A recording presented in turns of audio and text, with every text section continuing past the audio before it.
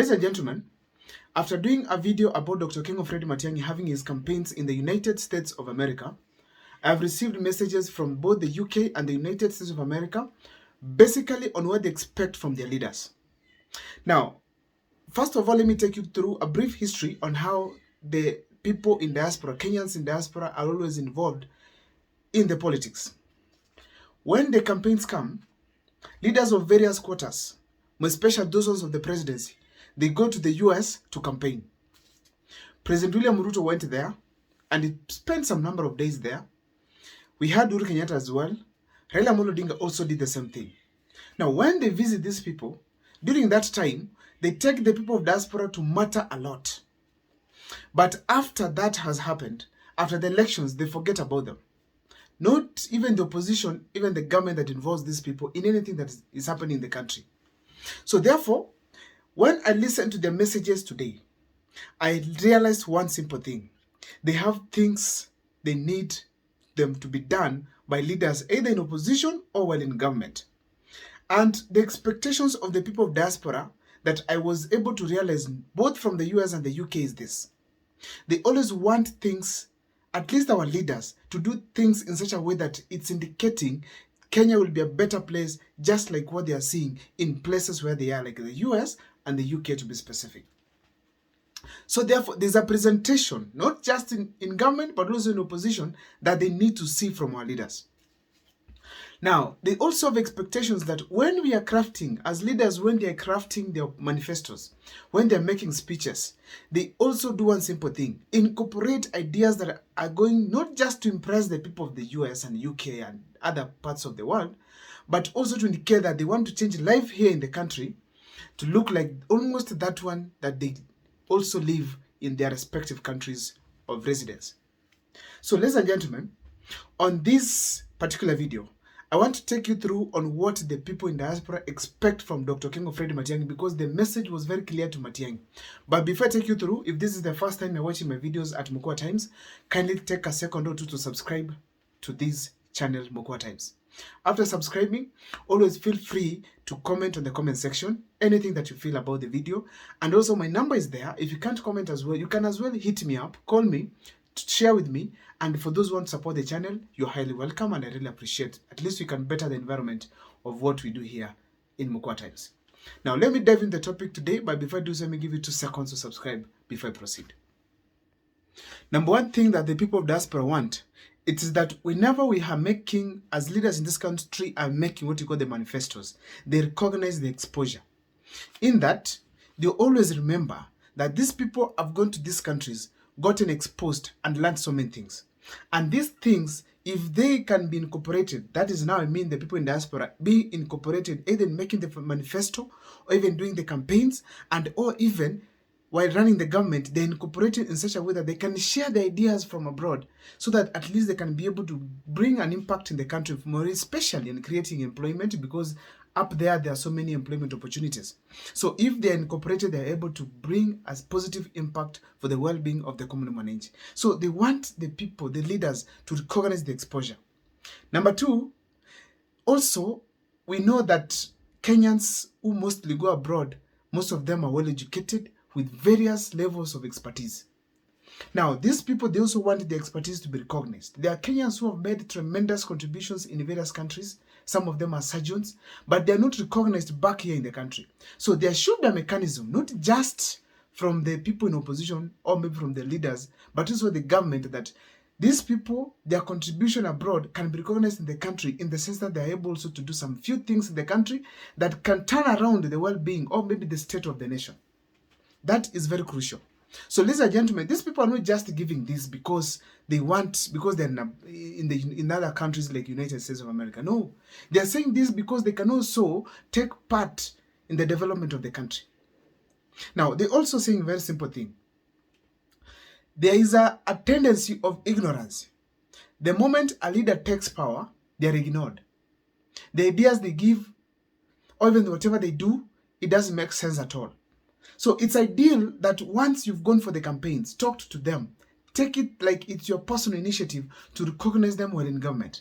So this message is for the leaders, more especially Matiang'i, but also the entire people in the opposition, because already they are dissatisfied with what William Ruto is doing, more especially on the issues to do with corruption, killing of the Gen Zs, and also issues to do with embezzlement of public funds, more especially on wastage, generally doing things that are not necessary in the country, so to speak. Like now, William Ruto is planning to put up a skyscraper somewhere in Bomas, basically, to just do things that, and he's just doing things that common mwananchi does not need at this point. We want first the basic things to be done. So, ladies and gentlemen, that is a simple message from the people in diaspora. That was not enough from what I received today. They're also saying that leaders should be accessible to them. Like right now, most of them will be interested to share with Matiang'i on one or two things. But Matiang'i, when he goes to the campaigns, he already has his plan. So there is no room for these people to come in and tell Matiang'i, look at this, there's something that I would like you to incorporate in your campaigns, or maybe even in your manifesto, even after you take government, this is what I kindly wish it to happen to Kenyans. They are never available. So it's ideal that these people create a channel in that if someone is in diaspora, can give information to these people. Like us, we can be used. If there's someone who has an idea, be able to get the number and link up with the Matiang'i team. That could be the best thing, at least because we are listened to and viewed across the world. Also, these people are saying that both during the campaigns and during the running of government, they are always ready to share with the government on the daily developments. Technologies change, policies change, new ideas come on. So once these ideas are brought in, it's ideal that the government sets certain channel that the people in diaspora can feel that they're engaged. One thing that these people actually make them feel like they also have a right just like any other Kenyan, it's not just because they are Kenyans by birth. It's also because these people contribute immensely to the development of this country. The amount of money they send back home here, it's in billions. And if that money is converted to really check on what it does in this country, it is tremendous. So the circulation of dollars, the circulation of the money they bring, it's important for the economy. And that is why their voices must be heard, not should, must be heard. Now, also to continue, I listened to someone from the UK and they said one simple thing, that in Matiang'i's campaign, there's some expectations Kenyans have, getting away from the old politics. They have been following Matiang'i very well, and Matiang'i has been a person of some new things happening, digitizing. They were actually giving me an example of changing the country from analog TVs to digital when he was in ICT. And we've seen even bringing Oduma number. That kind of a thinking, it requires, even when it comes to the campaigns, he does them with the technology, more especially the current generations like the Gen Zs to be incorporated, the ideas to be incorporated. They don't want to hear things of tribe. They don't want to hear things to do with old generations, like they are comparing some things that don't make sense to Kenyans.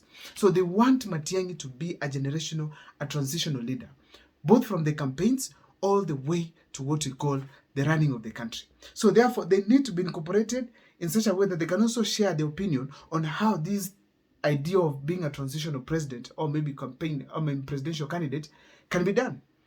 Also, they're also saying that the old and the young should be made to fit somewhere. Let Matiang'i also incorporate the young men and the women in the country so that at least the young can work with the old to change the country, not the young versus the old. That was a clear and important message. And one gentleman from the United States of America, I just mentioned one name by the name Monari, said that our ladies from the Gusii community are very hardworking. And if these ladies are incorporated within the leadership, it can be very important. If it can be possible that we have ladies involved in the campaigns and also elected from the Gusii community. I got to remember that in the Gusii, in the entire Gusii, that's in Nyamira and Kisii County, we don't have even a single elected, I think MCA, and even member of parliament. We've never had a member of parliament in the entire 60 years we've been having the country, Kenya. We've never had a member of parliament who's a lady who was elected.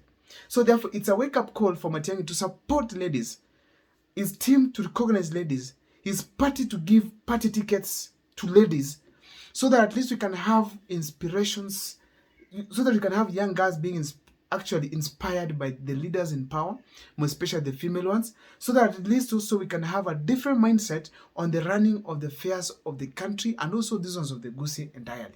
So this message is basically also should be projected to the entire nation that as Matiang'i crafts his team, let ladies also be given priorities in various posts.